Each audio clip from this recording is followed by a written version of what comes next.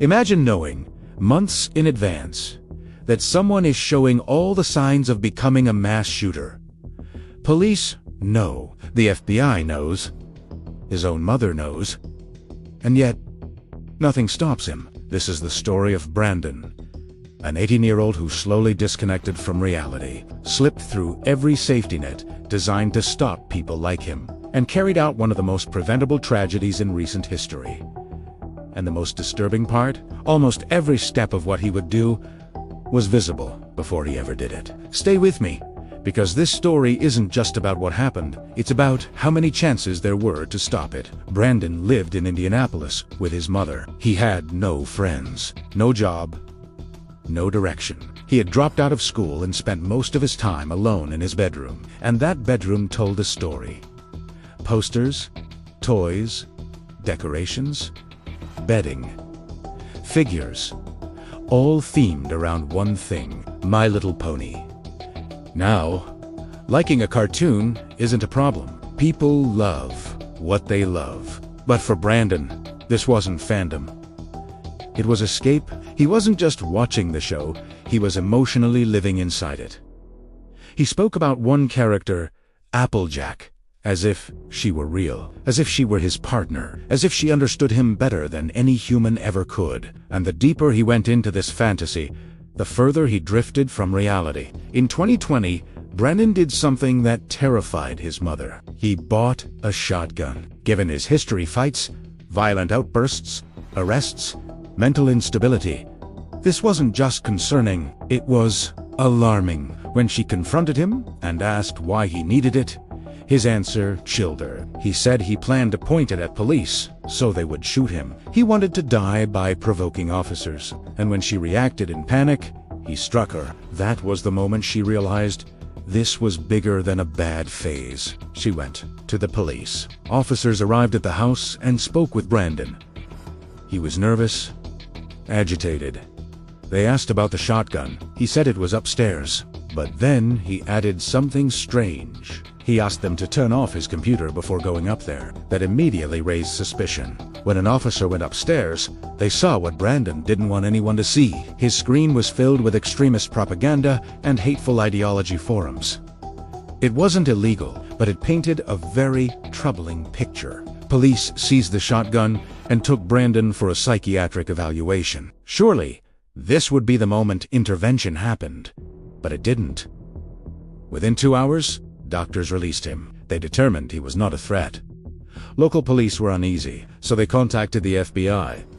The FBI came to speak with Brandon at home. They interviewed him, trying to assess if he was radicalized or dangerous. During the conversation, Brandon casually mentioned wanting to join law enforcement one day. An agent stopped him immediately, because with what was on his computer, that would never happen. When the interview ended, an agent told Brandon's mother something haunting. He shows all the signs of someone who could become a mass shooter. But he hadn't committed a crime, so they couldn't arrest him. And then came the critical failure. Police were supposed to hold a red flag hearing to legally prevent him from buying guns in the future. They never did, which meant Brandon was now legally allowed to buy firearms again. And he did. 2.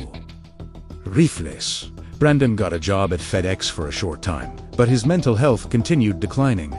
He stopped showing up. He withdrew further into isolation. The only thing he seemed to care about anymore was My Little Pony. He decorated his belongings with it. His car, his weapons, his identity became wrapped in this fictional world. And in 2021, he made a decision. He was going to show the world that he mattered.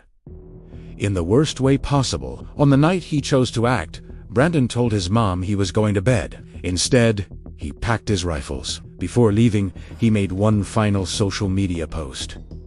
A photo of himself holding a weapon and a message expressing his desire to be with Applejack in the afterlife. He wrote that if she wasn't real, then his life had no meaning. That post was a goodbye. No one realized it in time. He drove to the FedEx facility where he once worked. What followed lasted only minutes.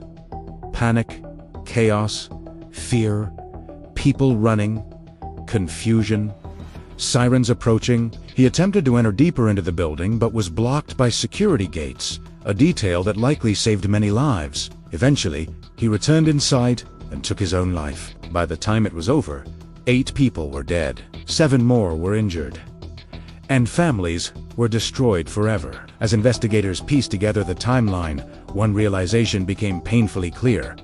This wasn't unpredictable. This wasn't sudden. This was a slow-moving train wreck that everyone saw coming, but no system successfully stopped. Police knew. The FBI knew. Doctors saw him.